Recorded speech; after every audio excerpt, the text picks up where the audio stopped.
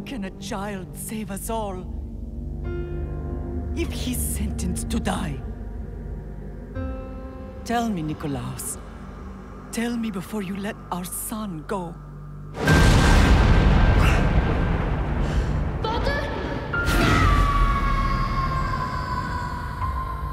Where we begin does not define who we will become.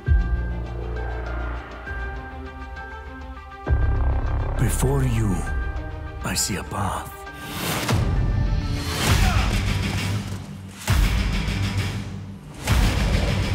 Built by friendship and family, love and loss, war and bloodshed.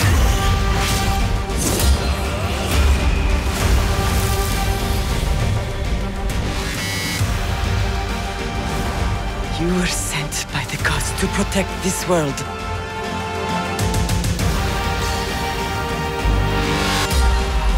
You carry the blade of Leonidas. Act like it.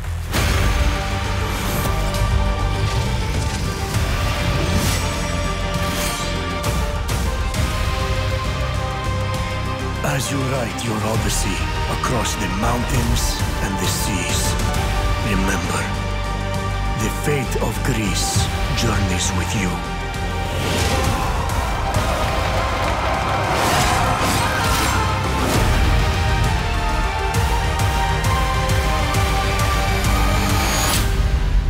Assassin's Creed Odyssey, available October 5th.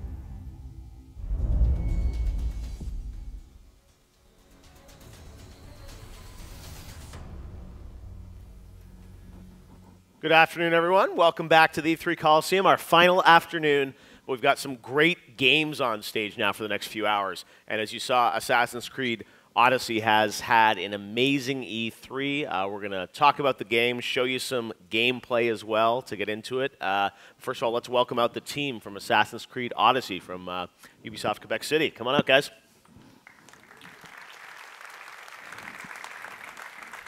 Hey.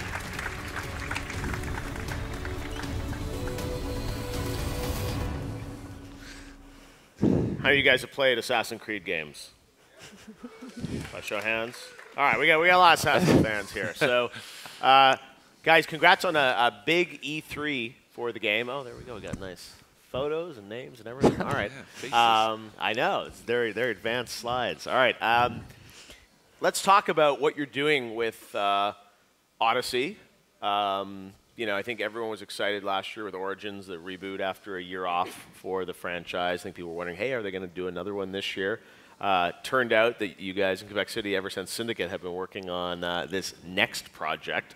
So for those that are, familiar with Assassin games and the lore, what is Odyssey? How does that fit in? Obviously, the Greek setting, but tell us a bit more about how it fits into the overall Well, setting. what we wanted is to really push it to RPG, like a full RPG, where your choices become, what the choices that you do become your story. Mm-hmm. And then we really wanted to build on top of what Origins created last year, and then really push those systems to the maximum. So one of the things we did, Geoff, is actually we started discussing this project much before we actually finished Syndicate. Wow. I remember being I was creative director on Syndicate, and then now Joe has the honor to lead the team creatively. Yeah, it's me. But I remember having discussions with the Origins team as we were planning this transformation into an RPG for quite a while, with Origins being the first step into this transformation, and Odyssey coming back a year after with pushing it full RPG, especially with dialogue choices, dialogue trees, having more than 30 hours of pure narrative content in there to make sure that we can tell stories, better stories that people really connect with.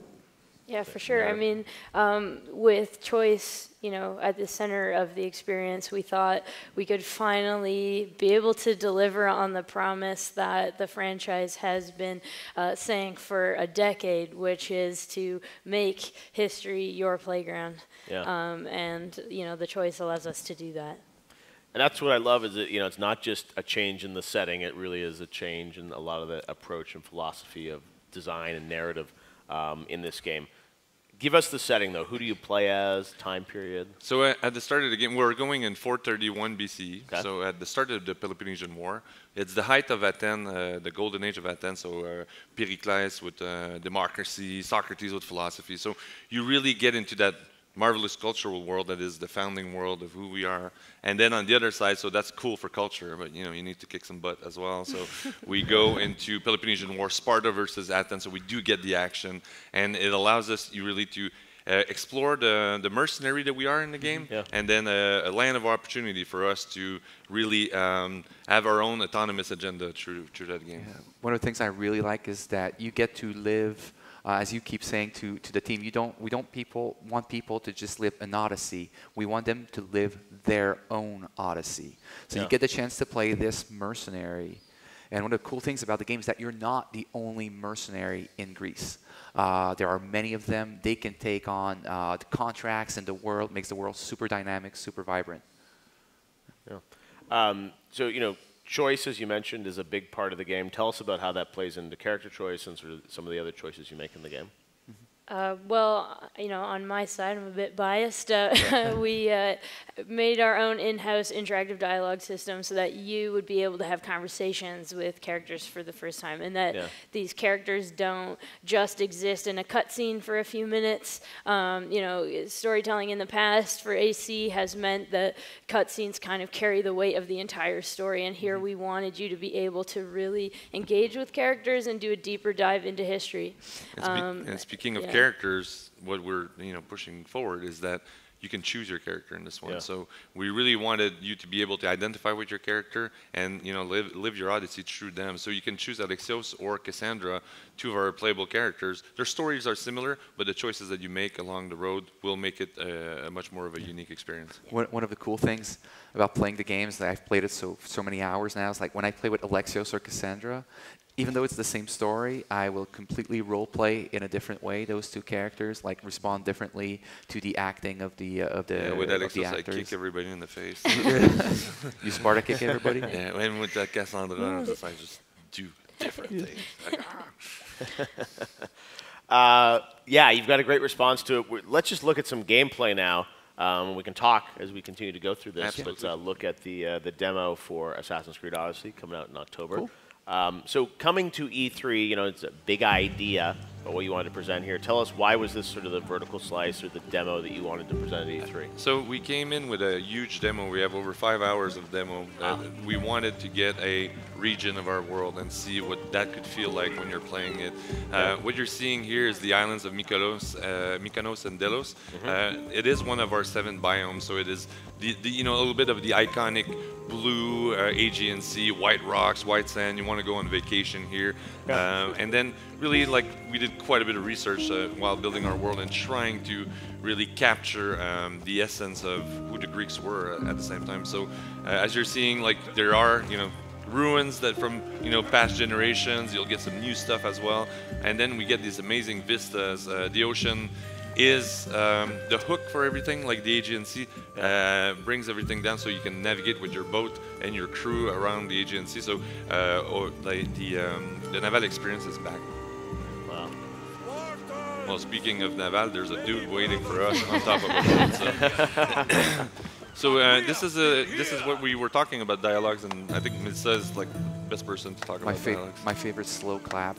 I love it when Alexios is slow claps Staletas, and that's one of the things that people will find in the game that I think they'll like, is that we have got this special tone in the game. It's a bit more humoristic than it's kind of our trademark. The stories that existed at the time are all over the place in range, and even if you look at the myths, the gods are chaotic and crazy, and we needed to showcase a variety of tone, and so it was super important for us building the story in that way, so that you have things that touch the ancient epics, things that touch the Greek tragedies, and then take a deeper dive into comedy than I think we've been able to do before.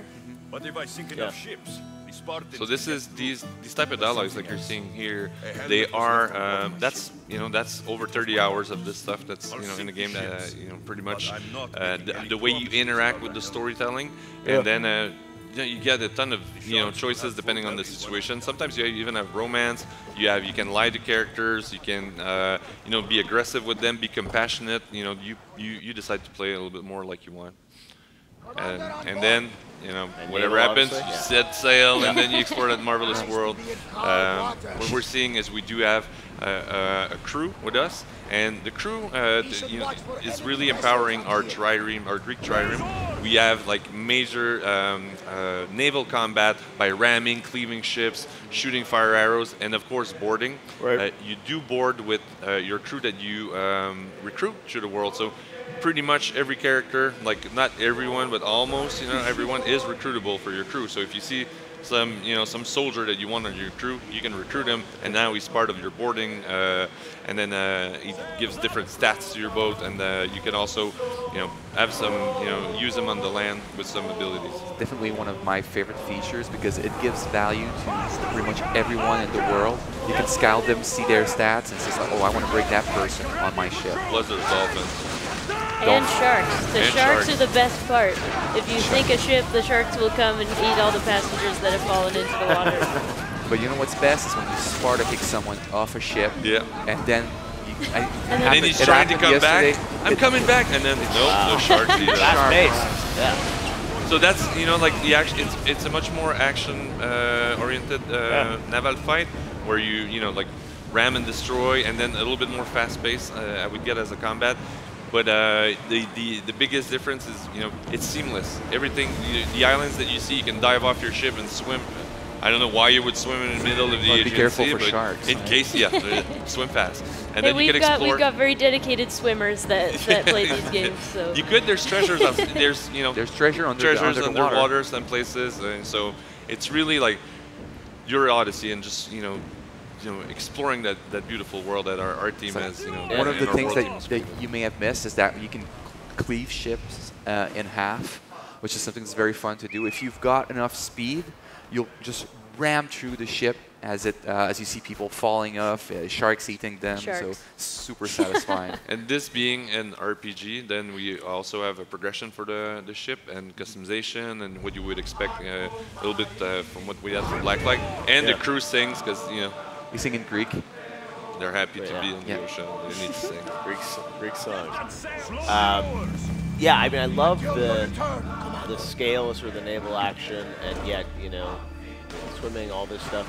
When you guys think of sort of the Assassin's franchise and how it's evolved over the years, did it feel natural for you to sort of add these RPG elements? I mean, certainly to me, it's kind of what I wanted was a little bit more depth to the story and the narrative and more choice, I guess. Yeah, you're going to spend a lot of time in these huge world that we create and craft, and spend a lot of time putting details in them and really putting these levers and this way to explore the world and make it your own and just telling stories or just like progressing through that world. RPG was pretty much the real next step for us, so that we can really use that world and and get really what is cool about being, in this case, in ancient Greece. So I think too, people really love to explore the historical setting because that's very it's unique to us, and that people really want to know what's happening at the time. And I think when you are allowing the players to have more exploration, more choice, going in their own directions, that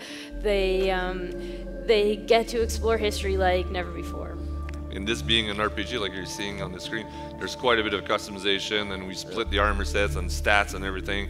The ability wheels, you choose your playstyle in our game as well. So we map abilities on top of our combat, and you can use them in combat. So we see the Sparta kick, which is one of the abilities, but there are tons of abilities, and you can be a lot more stealth if you want, and assassinate from a distance, chain those things up, and even or do be much more combat oriented and just clean the house when you're fighting. People I'm sure would like to know, how is that possible in the Assassin's Creed universe? And it comes from the spear of Leonidas, who's the grandfather of the main character, like King Leonidas of Sparta, and he passed down his spears so that you can have it, and it's a first Civ artifact. So and you wield it right from the start of the game, and it allows you to be more than just a hero. So you become a legend as you play the game, power up your spear, and have more and more powerful abilities. amazing what you guys have added in terms of progression. Do you refer to it as an RPG or action RPG? I know the label doesn't necessarily mean a lot, but you'll have fun in this RPG. You'll have action like you're seeing here. A lot of action, a lot of adventure, and a lot of RPG. Exactly. All genres, right? It's always when we go for even like the E3 awards, it's always tough. It's like, there'll be a fight now, but is this action adventure or is this RPG? And it's like, I said, I feel like all three of those genres have sort of blended together. Yeah, I think so, because we're building these big systems. This being Athens versus Sparta, what we wanted is really to feel powerful, let's say, on the battlefield. Like we're seeing here, these battles occur in the world, that you interact with them or not, depending on our world logic.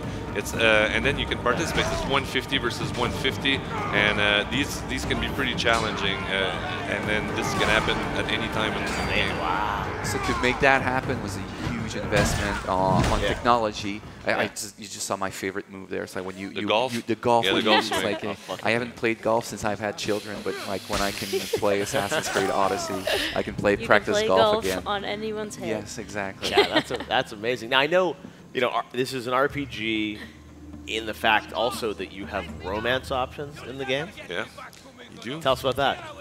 Mel, you want to talk about it? You're the romance expert. I'm not a romance expert. I was actually very hesitant to include romance from the get-go, but it's always been a part of the Assassin's Creed stories, and it's also very much a part of life. And so we have in Assassin's Creed Odyssey a handful of characters that you can romance. It's very new and experimental for us to include it in a way where you have choice and impacts on these people's stories. In the demo, we have two romanceable characters, Kira and Tholetas. And what I really find really cool about the romance with them is that if you decide to engage with one of them or both of them, their lives are very much impacted by the selfish options that you're taking to be a part of their life. Yeah, you're not necessarily always a good person, which is depending on how you want to play it and then who you want to get involved. Yeah, this is after you've met, I guess, intimately. But we try to get a little bit that softer side, and that that your dialogues and what you say could lead to romance or could lead to no romance for you. Yeah, so it's there if you want it, it's not there if you don't want it, and all of the stories that follow romance are very much based on who you're talking to and how you're talking to them in the context in which they exist, and that goes for relationships across the board, both romantic and platonic. And I was wondering then, with romances or other things as it relates to sort of choice and consequence in the game. So how much does the narrative flex or bend based on, some of these choices you make in the game? So some of the choices you'll make will have an impact on your main storyline. Okay, they will. So it's branching storyline? Yeah, to a certain degree, yes. But everyone gets the same ending still? No. Okay. No. There are multiple endings based on choices you make throughout your experience. But we are faithful to respectful to what history was, though. So historical events do not change. Right. But your story through that game, the choices that you make will give you like variations during the storyline and then different endings at the end, depending on some of the things you could have done. We have both short-term choices and long-term choices. So, a short-term choice could be something like I'm talking to you in a certain way and you react a certain way because of that. A long-term choice would be like if you play the demo and you invest yourself in the relationship of Kira and Tholetas, that the endings of their stories are very much impacted by how you interact with them. And there's still, immediate consequences that you can see, like some quiz giver wants you to find the sword of whatever, and then you go dive somewhere, find the sword of whatever. It's amazing. Sword of whatever. Yeah, it's the best name ever. Legendary sword. And then you bring it back with it. You have it in your inventory, and they say, "Did you find the sword?" And you can lie. And you say, "Oh, no, yeah, I didn't find that." And then you keep it for yourself, and that will have an impact on that quest. Let me present to you the sword of whatever. Yeah, thank you. You are now. But that is you know, you decide, and then sometimes it'll be good to do that, or sometimes it'll be bad. There might or might not be an outcome to lying, because like you keep saying, we wanted the choices to be great. We wanted the players to really think about the choices that we were making. So just because you're lying to someone doesn't mean you're going to have a negative impact, and just because you're friendly to someone doesn't mean you're going to have a positive impact. It really much depends on the scenario in which you're making these choices and how these characters react. Yeah, well, that's something I think all of us have been waiting to see, is this, you know, sense of progression as you go through the game with different choices and consequences. Sparta kick, as we saw in that teaser that you put out a couple weeks ago, is something we've all been wanting to do. Can you kick anyone off sort of any surface? It is a sport in the studio. All right. Okay. So we have contests of kicking people off ledges, off forts, off mountains. We have the longest Sparta kick, where one of our world designer hooked up some dude on top of a mountain, and you kick him and he goes through the clouds and keeps going down. Yeah, but it is a satisfaction thing to do. Very satisfactory, and we try to have a little bit of a balance of usefulness and a little bit more of a epicness as well when we're doing these things, and playfulness as well. But I'm going to tell you one thing, Geoff. When you play the game, people are going to be very surprised when you get Sparta kicked as well. So this is that must not feel very good. This is something that can happen. It's like surprised me so much the first time it happened. Wow. Because like mentioned in combat, and I mean, many of the abilities that we've developed, we've also put them on the enemies as well, so that we can have more challenging enemies that push you back, that Sparta kick you as well. So keep you guessing a little bit more. It keeps you guessing as to what's going to happen with those enemies. You know, and our mercenaries. So our world is. Illegal actions, typically we would have punished you, like say like you can't do this. You can do them. You can steal, kill, whatever. But the world will react and put bounties on you. And when the mercenaries, like the more your bounty is going up, more mercenaries and bigger ones come in. And like I had a cool run where I decided to destroy the whole world. Not a good idea. Mercenaries with lions were chasing me and everything. It's actually pretty cool. Like the fact that the world does react to you makes it an exciting thing. Those mercenaries look amazing in the game. So this is a page that we've hidden for E3. But when you can scout all those different mercenaries, you see their equipment and stuff, and then you can set yourself the goal of going out to trying to find that mercenary, find his equipment, loot it, and equip it for yourself. So they have really cool helmets too. Some of them have amazing helmets. But I think this is very this is not an objective in the game to be at the top of the mercenary ladder, but it's an objective that you can give to yourself. So the game is very, very much autonomy driven. And I think that's an important part of the transition to RPG, letting players make their own goals into the game and giving them the levers to make their own agenda, their own schedule. If you look at our E3 demo, it's not a main path thing. It's just it's a regional content. So you could do it, you cannot do it. If you think that story's cool, just go. Or if you just want to kill the target, you just focus on that if you want to. And the world, to give an idea to people, the world is more than twice the size of Assassin's Creed Origins, so it's a huge game. Wow. There is water. There is water, but the water is it is a gameplay area that's super fun to explore. I saw the swimming and stuff, And it's fun to be on the water because you hear your crew that's singing, and you feel like you can go and live the Greek life as you go through the different islands. All those islands have kind of super cool self-contained narratives that you can just embark on this journey for a few hours, have fun, romance some people if the occasion if you're lucky happens. Underwater romance, whatever you want. And then go back the choice is yours. The choice is yours. Exactly. But at the base, it is a tragic story. So it is a pretty hard, I'm sure, a visceral story. But we don't want to stay just in that thing. We want to give different tones, like Melissa was talking about, so that we can explore okay, I'll come back to it, and then you go different places. I think too, we really wanted to make Alexios and Cassandra very well-rounded and very passionate and strong-willed people. And I think, when you're put in a Greek tragedy setting, that means that those characters can be, very, very serious and, very heartfelt. But then you put somebody who's also very compassionate and passionate in a humoristic situation, and it makes for a funny time. And then you put Socrates, and then it was boom, Socrates. also like, he's got to be one of my favorite characters in the game. It's like it feels like he's spying on me, always asking those questions. And we made him to make you think about the choices you're making. He was very much designed to, as he was recorded in history as somebody who questions everything you do and makes you really think if you're making good or bad decisions.